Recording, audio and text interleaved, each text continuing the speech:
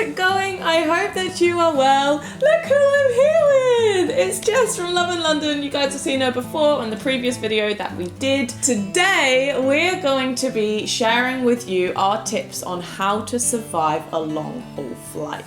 Nobody likes long-haul flights. They're not easy ones to get through. They're kind of ones that you just have to deal with, but there are a good few things that you can do which will help make the whole thing run just that little bit smoother. And we've actually gone and filmed a video on Jess's channel as well, which is how to beat jet lag. So that goes hand in hand with this. So make sure that after this video, you go and watch that too. So first thing we're going to talk about is a few really good things to bring with you on the flight to have in your carry-on luggage. The first is a pillow. Some pillows are really shit. I actually have a really good one. It's called an Evolution pillow. It's like memory foam, and it's almost like a head brace. It's got quite a thick structure, but it means that you can tie it up at the front and you just rest your head on it, and your neck's not going to get super sore whilst you're sitting in a plane seat. You don't have to be leaning up against anything. You can literally just be sitting upright and you can rest your head. So it's a really useful one to have and will help you sleep on the flight. I always bring with me an eye mask onto a long flight, because even if they are going to shut off the lights for a lot of the flight, what they always end up doing is when it's breakfast time is turning all the lights on, even if there's about 2.5 hours left of the flight. But if you have an eye mask on, it's going to keep all that light blocked out, and you can just continue sleeping and sleep right through breakfast. And also there's always the annoying person next to you who turns on their light and you're just like, really? Like, really? Please don't do that. It's not nice. Another good thing to bring, which is not for everyone, but that's sleeping pills. If you struggle to sleep in public places, then this is obviously really going to help you sleep. Just make sure that you're very careful with these, because if you take them at not the right time, you'll find yourself getting off the flight afterwards and you're just going to be so drowsy you're not even going to be able to function. So make sure you take them either right at the start of your flight, and we would suggest for over about a 9-hour period is about right, or even before you get on the flight, just before you get on, so that it hits you at the right time. But being able to sleep on a flight, a long haul flight, is absolutely essential. It will make the time fly by. It will also help you beat jet lag, like what we say in Jess's video. I have been told that it's actually quite difficult for people to sleep when their feet are cold, and I know it's true for me. So I always bring, I always bring warm fuzzy socks for comfort, but also just to keep my feet warm. Some people also have struggle with swollen ankles, right? I've had that before. It's not just affecting old people. I know that's kind of a stigma that people think, but I've had swollen ankles and swollen calves before from long haul flights. But a really good way of combating that is compression socks, and you can get really comfy ones as well, and ones that don't look ridiculously granny like, you know. Always make sure to bring a water bottle. Don't fill it up with water though. You know what they are like going through security, but you can actually fill up your water bottle on a flight. The flight attendants can do it for you. It's really important to stay hydrated on the flight, so having a water bottle will enable you to do this. Another one which is absolutely essential, which not a lot of people think of, is quite simply a pen,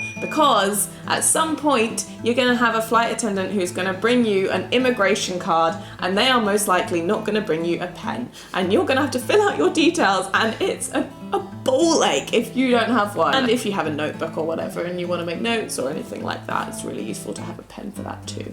A portable charger, like one of those little ones that you can just put into your pocket, is a really good idea to have, because if you're on a really long flight and you're listening to music, listening to podcasts, or watching videos, you're going to drain your battery. And if you're getting off the flight and you have your taxi information, your hotel information on your phone, anything that like you need on your phone, and it's dead, it's going to be pretty useless. Another pretty obvious thing, don't forget your iPod or iPad or iPhone or whatever you use to listen to music. Make sure you don't forget it, because perfect thing to do whilst you're on a long flight, even whilst you're at the airport, so you don't get bored. If you're actually feeling any anxiety or nervousness, listening to music can really help with that too. So make sure you've got your music device and all of your favorite songs on it. To go along with that too, having your own earbuds or earphones or headphones, whatever you want to bring, they're much more comfy and easier to use, I think, than what they usually give you on those flights. Definitely. And maybe a little cleaner, who knows? I don't know, I'm not gonna speculate, but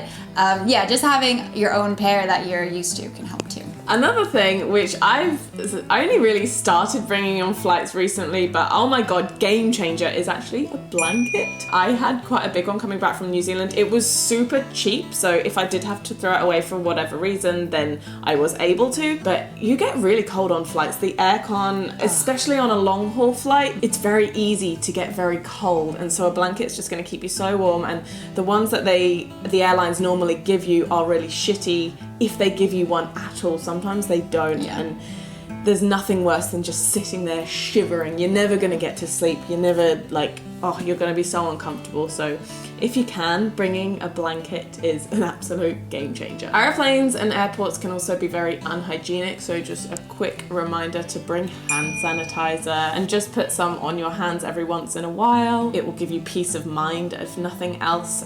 Keep away the bacteria, keep away all the nastiness. I bring wipes, the antibacterial wipes, because I've read that the tray tables are the dirtiest part of the plane. I just wipe down like my entire area just to make it like smell a little bit nicer, and also to kill all the germs, and because you don't know what was on that tray or on that armrest before you got on the plane. Definitely. You can get sick from not sanitizing your area, your space, yourself enough. So a definite essential. And a final thing to bring with you, obviously not limited to this, but another essential is toothbrush and a toothpaste. It's often not something that you think to bring on a flight, but if you're going to be on there for 12 hours, like in a 12-hour period, I would brush my teeth twice. So kind of an essential. Keep your breath fresh, keep the people next to you happy, keep yourself happy, keep your teeth happy. So whilst you're on the flight, there are a few things that you could do to keep yourself entertained so that you don't get super bored. I always bring a Kindle with me because I can put multiple books onto it without having to carry like 3 or 4 books in my carry-on. And also you can read in the dark because you can turn the brightness on the screen up without having to have that actual really annoying light on. Don't annoy the people beside you. Hopefully they won't annoy you with it. Having a Kindle is just so much lighter than bringing lots of different books. Something that I really like to do on flights is channel my little inner geek. I always buy a Sudoku book or a puzzle book at WH Smith at the airport. I just find the time absolutely flies by when I'm just doing a Sudoku. I don't know if that's just me, but I do think it's a really good way of passing the time. And I've also like created like conversations with people who are like looking over my shoulder at like the puzzles that I'm doing. I mean, which I guess you could perceive as sometimes annoying, but like people are interested in it. I think people are always just like a little bit jealous that I've got something to do. Okay. I think it's a really good way to pass the time and way to entertain yourself. Podcasts are a really good way to pass the time as well. Like if you kind of want to rest your eyes, but also be listening to something, podcasts are perfect for that. I would recommend downloading a few like entertaining ones for when you're awake, and then also having a few that might like help to relax you. There are ones that can help you fall asleep even. And did you say there was an app, a podcast app, which you can download them on? Yeah, you can do it just right onto your, if you have an iPhone, you can just do it right on your phone, and there's like loads of free ones, so you don't have to pay for it. That's so good. And another obvious thing, but really good, is that you can download movies and TV shows onto your phone, to your laptop, to your iPad, and then obviously you can watch them offline. I mean, unless you're lucky enough to have Wi-Fi on the plane, but does it ever really work? No, I've never had Wi-Fi work on a plane, so make sure, even if the plane does say, oh, we have Wi-Fi, I would not trust that. Make sure you have all of your stuff downloaded, and then you can just watch stuff to your heart's content. Just make sure, like we said before, to have a portable charger so that you can carry on watching your stuff for the long haul. Finally, just a couple of general tips to help you get through this long haul flight, which will make things just a little bit easier. The first is to get up regularly and go for a walk. I know for some of you that might just sound a little bit weird, but it is completely normal, literally just to go and walk up and down the aisles a couple of times,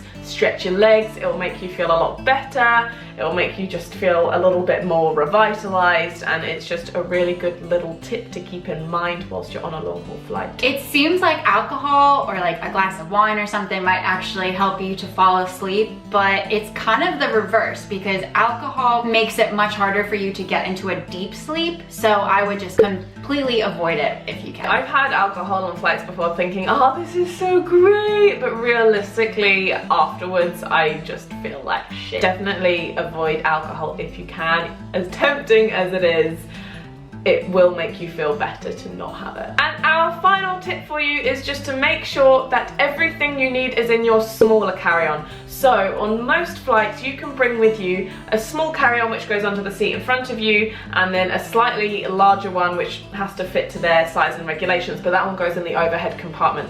Make sure you have all the things that you specifically need on the flight in your one that goes underneath the seat, just because it's a massive palaver having to get your things out of the overhead compartment all the time. It's just annoying. So make sure you have all the things that you need on you, and that will make your life so much easier. I hope you guys enjoyed this video. Long haul flights are never the funnest thing. You're not gonna have the time of your life, but hopefully what we've suggested will make your life just that little bit easier, will make things just go that little bit smoother, and make you excited to go to the destination wherever you're going. As I said before, we filmed another video over on Jess's channel, which is How to beat jet lag. Yes, so that goes hand in hand with a long haul flight. Most of the time you will be moving to a different time zone. Your body's gonna be completely out of whack, so make sure you go head over to Jess's channel and watch that and subscribe to her at the same time. Make sure you're following me on Instagram, Twitter, Snapchat and Facebook to keep up to date with what I'm doing, and subscribe to this channel for more new videos every Wednesdays and Sundays.